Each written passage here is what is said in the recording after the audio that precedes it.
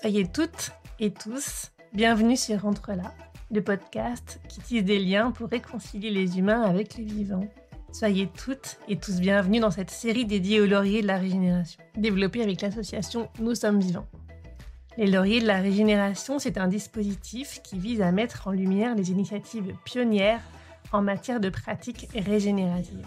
Au fil de ces interviews, vous allez voir que passer de la prédation du vivant à sa régénération, ça existe déjà, ça marche, c'est rentable et pérenne, et c'est bourré d'innovation et d'effets collatéraux à impact positif.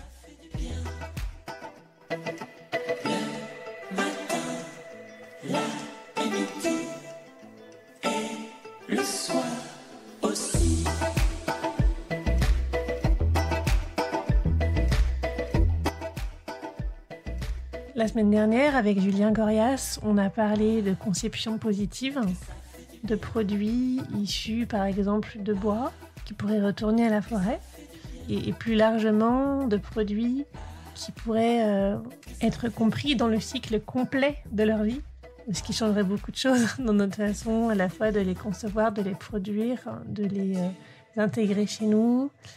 Et aujourd'hui, on continue ce parcours, ce voyage avec Jean-Charles Georgy, qui a monté Ogaron, qui est l'entreprise qui fait des vêtements textiles, des vêtements de sport en laine mérinos.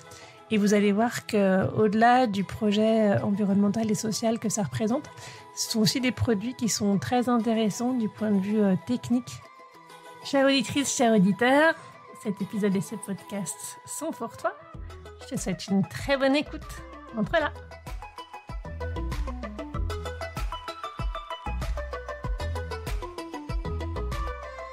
Bonjour Jean-Charles, je vous remercie d'être avec nous, avec moi aujourd'hui pour le podcast Entre là et pour les lauriers de la régénération. On va parler d'Ogaron, des produits que vous avez conçus en laine mérinos, des vêtements qui sont conçus pour des usages sportifs, plutôt techniques, parfois très techniques. Avant qu'on se lance dans l'explicitation de votre projet, de votre mission, de ce que vous avez fait, de ce que vous proposez, est-ce que vous voulez vous présenter pour qu'on fasse tous un peu connaissance ? Oui, avec plaisir. Merci Gaël pour votre invitation. Je m'appelle Jean-Charles Georgy, j'ai 55 ans. Je suis marié, j'ai 3 enfants et j'habite à Lille, dans le nord de la France, depuis une vingtaine d'années. Mes racines sont en Auvergne, plus précisément à Clermont-Ferrand. Et après avoir mené 2 vies bien différentes, la première autour du sport de haut niveau, le rugby à 13 plus précisément, la deuxième dans un rôle dans le salariat chez Decathlon pendant une petite vingtaine d'années. J'ai décidé de lancer un projet plus personnel, toujours dans le sport, puisque ça reste ma passion depuis mon plus jeune âge. Ce projet s'appelle Ogaron, je l'ai créé en 2019. C'est une marque de vêtements, en effet, vous l'avez dit. Qui associe trois axes. Le premier, donc, c'est prôner la polyvalence, parce que je considère qu'un vêtement peut être utilisé dans des conditions très différentes et dans des contextes très variés. La deuxième, c'est l'utilisation de matières naturelles et plus particulièrement la laine mérinos, parce que j'ai trouvé dans ce fil des vertus particulièrement intéressantes pour la pratique de sport de plein air. Et le troisième axe de Ogaron, c'est de solliciter des PME locales, idéalement en France et autour chez nos voisins, quand le savoir-faire de ces voisins-là est intéressant. Je fais fabriquer par exemple des chaussettes au nord de l'Italie et des doudounes et quelques shorts à côté de Porto au Portugal. Voilà. Je suis un passionné de sport, donc je l'ai dit, j'ai fait du rugby à 13 pendant très longtemps. J'ai joué plusieurs fois en équipe de France. J'ai passé 2 ans en Australie pour assouvir cette passion également. Et depuis que j'ai raccroché mes crampons, j'ai pratiqué avec une certaine intensité le trail running, puis le vélo de route, puis aujourd'hui la randonnée en famille. Et le gravel bike, un nouveau sport vélo qui combine le meilleur des 2 mondes, le VTT d'un côté et le vélo de route de l'autre, et qui, au travers d'un seul vélo, gravel bike, vous permet de d'aller vous amuser à la fois sur la route et sur les chemins, en ville, en campagne et en montagne. Il est encore plus terrain que le tout-terrain. Ouais, c'est vraiment la polyvalence. Alors, on peut pas non plus, il va pas remplacer un VTT sur des terrains très cassants, mais sur des chemins plus ou moins praticables, ça se fait beaucoup, ça se pratique beaucoup. Vous avez associé finalement à la fois toute l'expérience que vous avez eue chez Decathlon dans l'industrie du textile avec l'expérience que vous avez dans le sport. Oui, c'est ça. Et puis, Decathlon l'a bien compris, puisque à la tête du développement des offres produits qui sont très variées chez Decathlon, hein, il porte bien son nom, le magasin, vous avez des gens qui sont à la fois passionnés de sport, qui ont eu très souvent une expérience en magasin réussie, donc qui connaissent le fonctionnement de l'entreprise, un sens du service prononcé, qui ont des bonnes notions en termes de management, de merchandising et de gestion de stock. Et derrière ça, ça en fait des éléments intéressants, complets et compétitifs pour créer des nouveaux produits. Donc moi, j'avais à la fois cette passion du sport en moi depuis toujours, et puis cette volonté de créer au travers de l'observation sur le terrain ou de mes propres convictions, une gamme de produits. Donc j'ai été chef de produit sur la nutrition et j'ai dirigé sur ma dernière expérience chez Decat, j'ai dirigé la business unit trail running au siège ici à Villeneuve-d'Ascq. Donc voilà, j'ai animé les équipes de conception sur la chaussure, le textile et le matériel. Donc fort de cette passion et de ces multiples expériences, je me sentais suffisamment armé en 2018 pour me lancer en solo. La plupart des vêtements de sport qu'on connaît sont des vêtements qui sont issus du pétrole. Vous avez choisi la laine mérinos. C'est intéressant, mais pourquoi la laine mérinos? Je crois qu'il y a d'autres personnes aussi qui proposent des vêtements de sport qui ne sont pas en polyester et en pétrole. Mon idée première, c'était de tracer une ligne singulière, différente du mainstream, qui est dans le secteur de l'outdoor. Le mainstream, c'est le vêtement, il est construit à base de pétrochimie et la plupart du temps en Asie. Donc je voulais forcément aller à l'opposé de cette stratégie et utiliser le plus possible des matières naturelles. Et c'est tout simplement un jour d'hiver en 2017 ou 2018 que j'ai eu l'occasion de tester, de partir courir avec une tenue en mérinos et j'ai vraiment été bluffé en fait. Donc je l'ai porté plusieurs jours et je me suis dit là, c'était encore très peu connu. Il y avait une ou deux marques qui étaient peut-être 3, 4, 5 qui étaient présentes sur le marché, mais dans des proportions infimes. Et je me suis dit là, il y a vraiment un truc en termes de bénéfices pour celui qui le porte. À la fois, j'enchaînais les footings et le vêtement, il gardait toujours une odeur fraîche. Donc je le remettais sans avoir besoin de le passer en machine. Donc j'ai trouvé déjà ce principe intéressant, à la fois pour celui qui s'entraîne beaucoup. Vous avez des gens qui s'entraînent 4, 5, 6 fois par semaine et qui à chaque fois vont devoir laver leurs vêtements presque chaque jour parce que un vêtement en polyester qui sèche après avoir couru une heure ou deux avec, l'odeur elle est abominable. Donc à moins d'habiter seul dans une cabane, vous n'avez pas d'autre solution que de faire des machines très régulièrement. Donc déjà, et puis aussi pour celui qui pratique le sport en itinérance, je pense en particulier au trek et au vélo voyage. Donc vous divisez par 3 ou 4 le poids de votre pactage en emmenant un voire deux vêtements en laine mérinos quand habituellement vous en auriez besoin de 5, 6, 7 en polyester apporté presque quotidiennement quoi. Donc ça c'était la première vertu qui m'a vraiment bluffé. j'en avais pas du tout connaissance. Et puis la deuxième, c'est que la matière, naturellement, elle est très confortable. C'est des fils qui sont très très fins. Je pourrais revenir d'ailleurs sur la race Mérinos proprement dite et pourquoi son fil est si courtisé pour ce type de vêtement.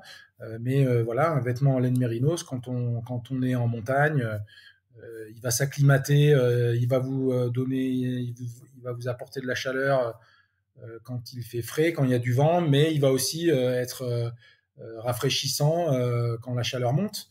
Donc il y a une espèce de thermorégulation qui se joue dans l'étoffe avec l'association de la laine bien sûr, de l'air et de l'eau qui va constituer une espèce de barrière thermique aux éléments extérieurs. Donc ça, l'industrie textile a essayé de contre-typer ces deux vertus pour sortir des vêtements synthétiques nettement moins coûteux, il faut le dire, qui garantissent à la fois cette thermorégulation et cet avantage de consumer les odeurs après l'effort, mais comme dit la pub, ça ressemble au Canada Dry, mais ça n'en est pas, quoi. Donc souvent copié, jamais égalé. Donc après, il y avait un vrai défi industriel parce que c'est une matière à la fois qui est coûteuse. C'est aussi pour ça que Dupont de Nemours a inventé le nylon dans les années 50, hein, parce que la laine coûtait très cher, elle était beaucoup utilisée, le coton l'a ensuite un peu remplacé.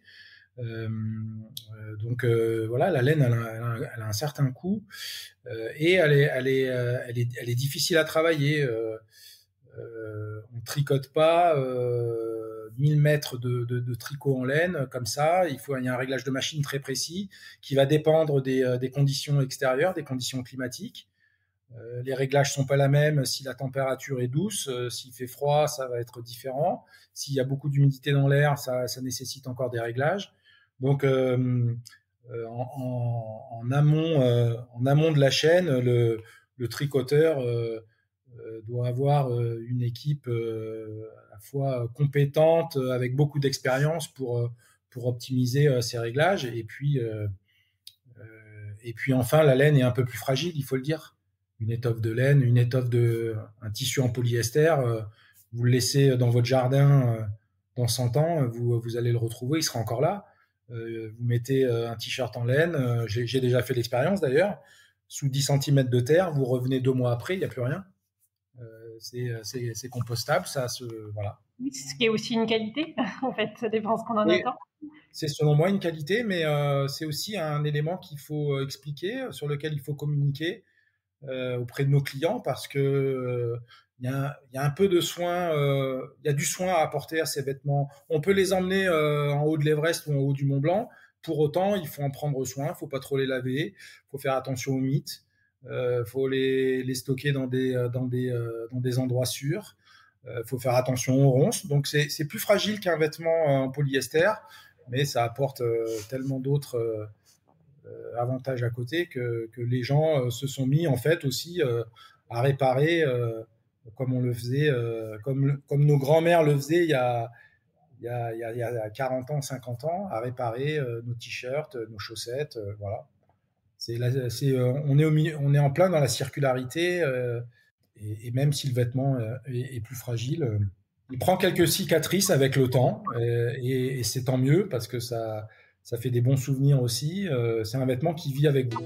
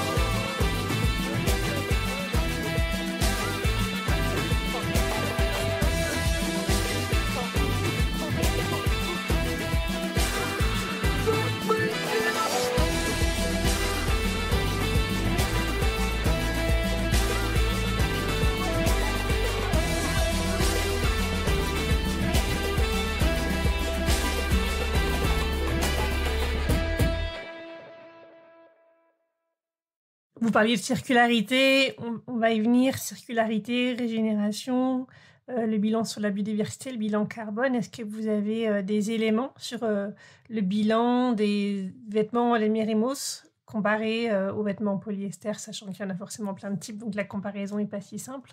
Bah, c'est une question piège, hein, parce que le problème de la mesure de cette empreinte, on est plusieurs à penser que concernant la laine, l'analyse elle est biaisée, parce qu'il faudrait prendre l'entièreté du cycle, à savoir la production de la fibre, donc le mouton et son alimentation, où il vit, etc., jusqu'à l'entretien du vêtement une fois qu'il a été fabriqué et acheté. L'empreinte, elle s'arrête une fois que une fois que le vêtement a été produit, et c'est bien dommage parce que tous les bénéfices qu'on peut retirer, enfin une partie des bénéfices qu'on peut retirer de la laine mérinos, c'est après tout ça, c'est dans l'entretien, je le disais tout à l'heure, on consomme moins d'eau, moins d'électricité, on peut réparer, et ça c'est pas pris en compte par les mesures. Et puis il y a un deuxième point d'accroche qui est un peu gênant, c'est que concernant la laine, les critères sont insuffisants. Je vous donne un exemple. Quand on fait une mesure de l'empreinte CO2 sur un vêtement en laine, d'office, on vous oriente vers une laine qui est produite en Australie. Alors oui, l'Australie, c'est le premier producteur mondial, 250 000 tonnes par an environ, mais manque de peau, moi, ma laine, elle vient pas d'Australie, elle vient d'Afrique du Sud. Les méthodes sont différentes, c'est 2 fois moins loin pour voyager en France, et les températures sont pas les mêmes. Donc voilà, les critères aussi sont insuffisants pour obtenir in fine une mesure qui soit fiable. Et puis il faut aussi ajouter que derrière ça, il y a des lobbies du pétrole, il y a des lobbies du polyester qui font en sorte d'étouffer, de ralentir un peu les comparaisons possibles. Voilà. Maintenant, une fois qu'on a dit ça, il faut aussi avouer une chose, c'est que Ōgaren, c'est une petite marque, mais on a beau être une petite marque, une fois qu'on produit, on pollue. Donc ça, c'est un fait, c'est indiscutable. Donc il est certain que produire en France avec comme énergie principale l'électricité va avoir des impacts différents que si on produit en Asie, au Vietnam, à base avec des usines qui fonctionnent au charbon. Mais bon, là on rentre dans un autre sujet. Et en matière de conception et de fabrication, vous m'aviez dit que vous travailliez avec des gens qui sont tout proches, c'est bien ça? Oui. Moi, donc, les bureaux de Ōgaren sont situés à Lille. On est en relation avec une société qui a 150 ans d'existence, qui s'appelle Segar Mazurel.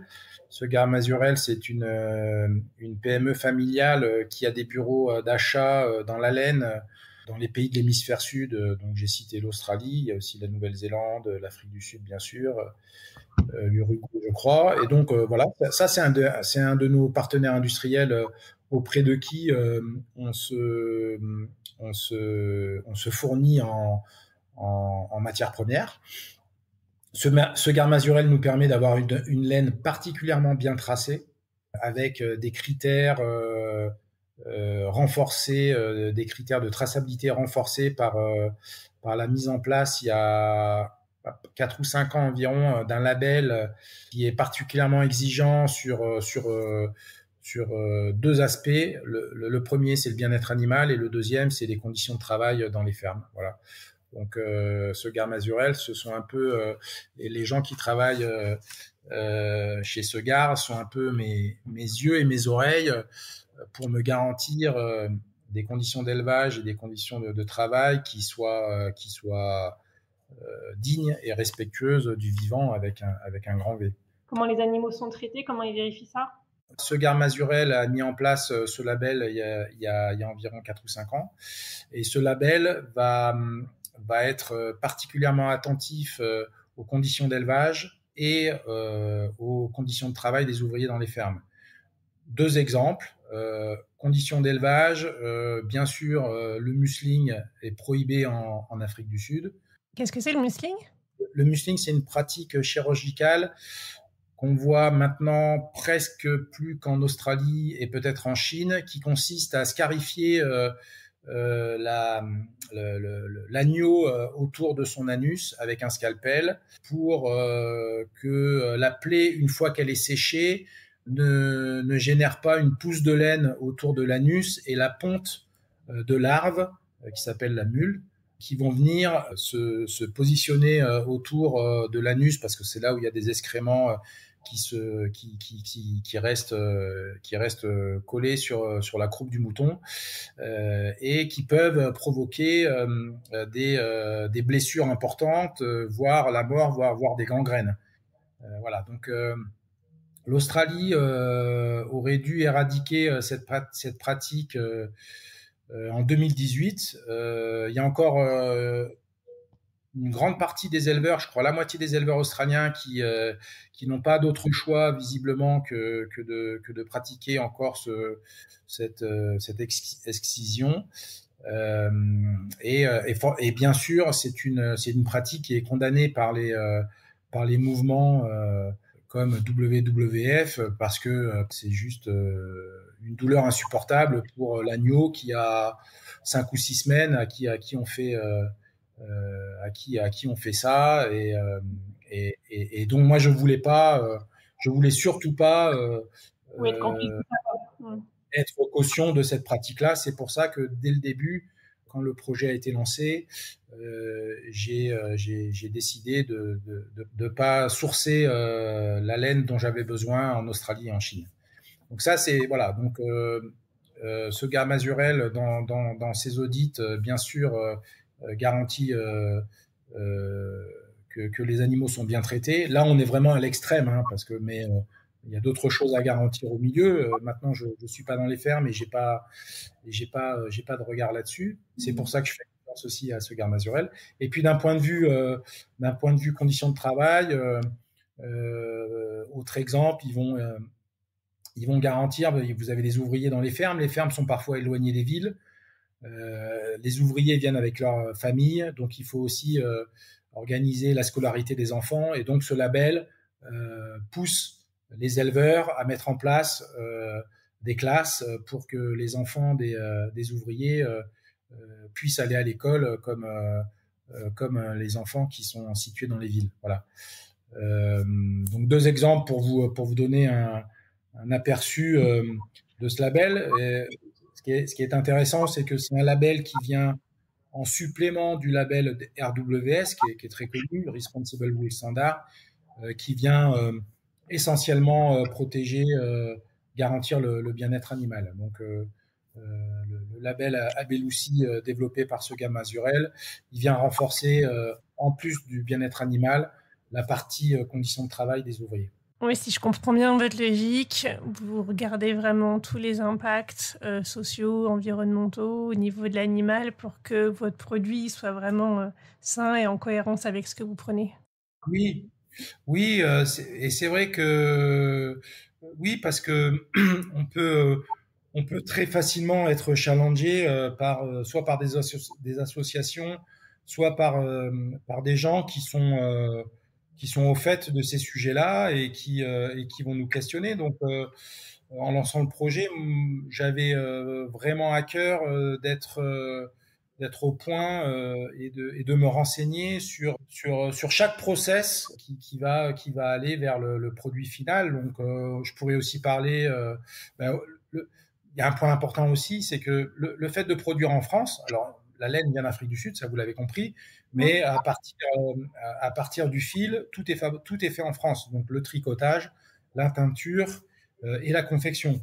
Le fait d'avoir ces trois grands process faits ici chez nous, c'est aussi une garantie importante, élevée, d'avoir en face des conditions de travail qui soient décentes. Le droit français protège le salarié, le citoyen et le client final. Donc, c'était pour moi beaucoup plus simple avec cette exigence de transparence et de traçabilité que j'avais envie d'imprégner dans le projet, de faire fabriquer mes vêtements ici. J'aurais jamais eu les mêmes garanties dans une vie passée. Je le disais tout à l'heure, j'ai dirigé des équipes de conception où tout était fait en Asie. Bon, bah, j'ai voyagé en Asie, j'ai visité des usines, que ce soit en Chine, à Taïwan, au Vietnam. Euh, on m'a jamais emmené dans la cuisine. On vous fait voir un peu ce qu'on a envie de vous faire voir. Et puis, les conditions de travail réellement, voilà, vous passez sur une chaîne et puis c'est tout. Vous n'avez pas l'occasion de discuter avec les gens.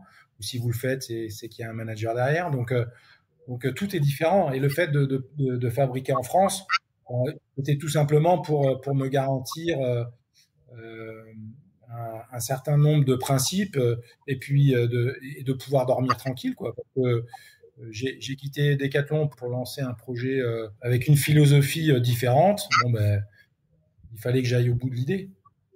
J'ai un autre exemple en tête d'ailleurs. J'ai visité la teinturerie qui fait l'ennoblissement et la teinture de nos vêtements. Elle est située à côté de Roanne, pas très loin de Lyon. Bon, ben, en visitant cette teinturerie avec le dirigeant, j'ai pu me rendre compte des moyens qu'ils ont mis dans le traitement des eaux. Donc, ils ont construit euh, une, euh, une station d'épuration au cul de l'usine qui permet de nettoyer la flotte qui est passée dans la teinture, de la renouveler, de la réutiliser une deuxième fois pour des nouvelles teintures. Et ensuite, une fois qu'elle est nettoyée après cette deuxième teinture, elle va arroser les espaces verts de la ville. Donc bon, c'est un détail, mais quand on vous parle, quand on vous montre ça, on peut se dire qu'on est dans la bonne direction. Même si, encore une fois, la teinture, ça pollue. Et voilà, tout est mis en œuvre où on met des moyens ici en France à tous les échelons pour réduire les impacts. Soit la plus basse possible. Quand on préparait cet épisode ensemble, vous m'avez parlé du travail que vous faites avec les guides de haute montagne. J'aimerais bien qu'on en parle maintenant parce que ça permet de voir que les produits que vous concevez et produisez, ils ne sont pas simplement mieux sur le plan de la responsabilité sociale et environnementale, ils répondent aussi à des critères techniques. Vous nous en avez parlé un tout petit peu tout à l'heure avec le fait que, notamment, on transpirait beaucoup moins que dans des vêtements en polyester. Mais est-ce que vous pouvez nous dire maintenant ce que vous faites avec eux? Et puis, vous m'avez aussi parlé de nouveaux produits, d'une doudoune que vous êtes en train de fabriquer pour la fin de l'année. Oui, bah alors tout ça, ça se fait un peu sur le tas avec des rencontres et c'est grâce à des clients en fait. Je pense à un client qui habite dans les Pyrénées et qui régulièrement faisait appel à un guide passionné de montagne, d'alpinisme pour ses courses en montagne. Et donc ce client, il était équipé pas de la tête aux pieds, mais presque en Haut-Garonne. Et puis, il en a parlé au guide. Et puis, le guide lui a dit, bah, faut en parler au syndicat parce que nous, on recherche des premières couches en laine mérinos. Et si on peut... et puis, vous savez, les guides, ils sont en première ligne face au réchauffement climatique. Hein. Donc, eux, tous les jours, sont confrontés à ce problème qui et ils ont envie d'apporter leur pierre à l'édifice en s'associant avec des marques qui ont, selon eux, une philosophie qui leur correspond. Donc ça s'est fait par une rencontre, et puis en décembre dernier, on est allé présenter nos produits à l'Assemblée générale du syndicat des guides, et puis voilà, on a signé un partenariat de 3 ans. Donc on est la deuxième marque textile référencée par le syndicat, et pour nous, déjà c'est une forme de reconnaissance. C'est aussi un moyen de leur faire tester ponctuellement des vêtements et d'avoir des retours très précis. C'est des gens qui sont 150 jours par an dans la pente, hein. Donc c'est un usage, quotidien ou presque intensif. Donc ça permet de leur faire tester, pour ceux qui sont intéressés, des produits en développement. Ça permet aussi d'avoir, grâce à eux, des prescripteurs auprès de leurs clients, au même titre que le prof de tennis qui va jouer en Wilson, et le gamin qui suit son cours, bah, il va aller au magasin acheter une raquette Wilson. Bah, là, c'est un peu le même schéma, c'est un peu le même principe. C'est montrer, mettre des vêtements sur leurs épaules et faire découvrir la marque à leurs clients.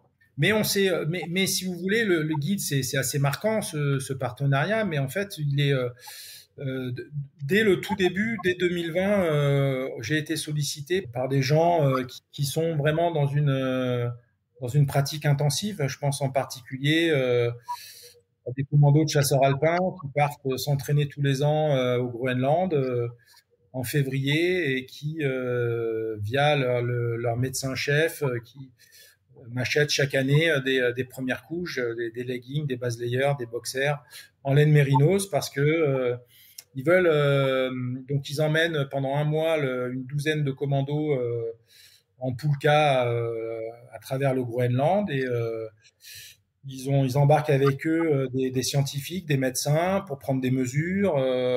Ils m'ont fait mettre des capteurs de température dans les vêtements pour que par moins 35 degrés, ils puissent prendre des mesures et voir comment le corps humain réagit dans l'effort, la nuit.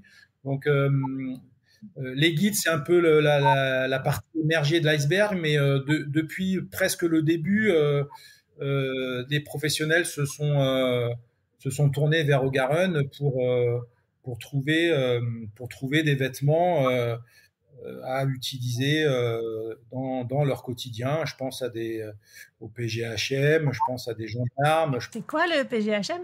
Ah, peloton, c'est les pelotons de gendarmerie de haute montagne. Ok.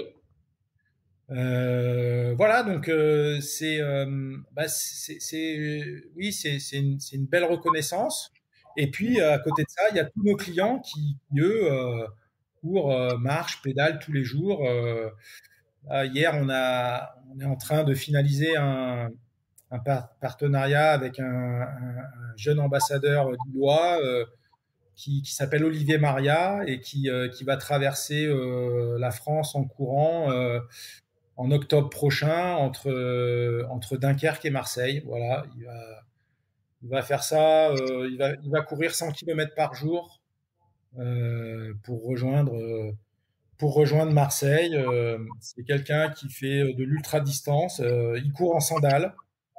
Il était client au Garun. C'est comme ça que je l'ai découvert sur Instagram. Et puis c'est grâce à ces personnages aussi qui sont à la fois mobilisent une belle communauté et puis qui sont dans une démarche très proche de la nôtre, en fait, qu'on peut faire découvrir la marque au plus grand nombre. Ouais, c'est une belle aventure, pleine de belles rencontres. Et la doudoune. Oui, allez-y. La doudoune, ah oui, la doudoune. La doudoune, c'est venu aussi des guides. On a lancé en fin d'année dernière une doudoune sans manches. J'ai quelques guides qui en ont fait l'acquisition et qui m'ont dit, Jean-Charles, il nous faudrait la même avec des manches et une capuche, et si possible les zips des poches un peu plus haut pour qu'on puisse accéder aux poches quand on a enfilé un baudrier. Voilà, c'est comme ça que c'est né. Puis j'avais déjà initié son développement avec l'usine Petratex au Portugal l'année dernière, et puis ça m'a donné envie d'aller au bout. Donc on va sortir d'ici la fin d'année une doudoune très légère avec des tissus français et un matelassage à l'intérieur. Donc entre les deux tissus, un matelassage en laine mérinos. Voilà, donc ça va apporter. C'est un vêtement qui va faire 250 grammes, très léger, avec un rapport rapport thermique très élevé, et qu'on va pouvoir utiliser dans des usages très, très variés, que ce soit pour marcher, courir, enfin marcher, pédaler, grimper bien sûr, et puis des doudounes, on en voit dans la rue tous les jours en hiver. Hein.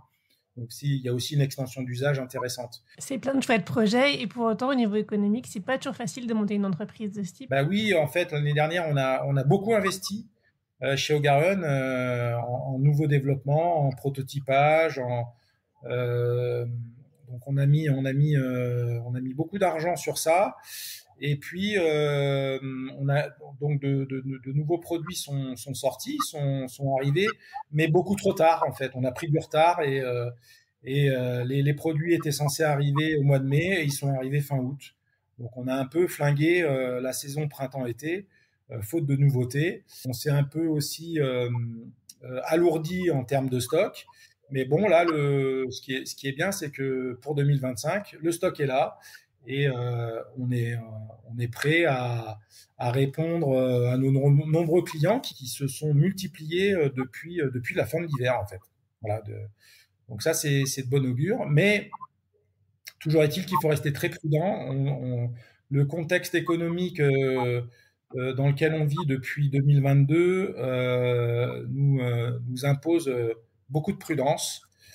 Moi, je suis quelqu'un d'audacieux et j'ai malgré tout appris parfois à faire marche arrière. Voilà, il faut ou à pivoter ou à être plus raisonnable. Voilà, c'est important quand on dirige une structure encore fragile économiquement parlant.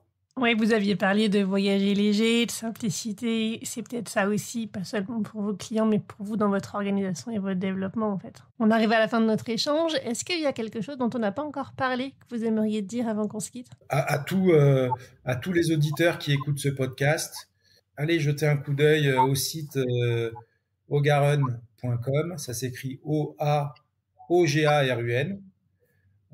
.com pour aller découvrir nos produits et la façon dont ils sont fabriqués. Voilà, c'est ça qui est important.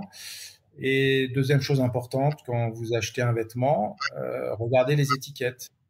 Vous avez un bulletin de vote dans votre portefeuille et ce bulletin de vote, mettez-le au bon endroit. Voilà, dans la bonne urne. C'est l'idée du consommateur. Merci beaucoup Jean-Charles. Merci à vous. Si vous voulez en savoir davantage sur O'Garren, sur Jean-Charles Georgi, sur les lauriers de la régénération, vous trouverez comme d'habitude les informations utiles dans la description de cet épisode.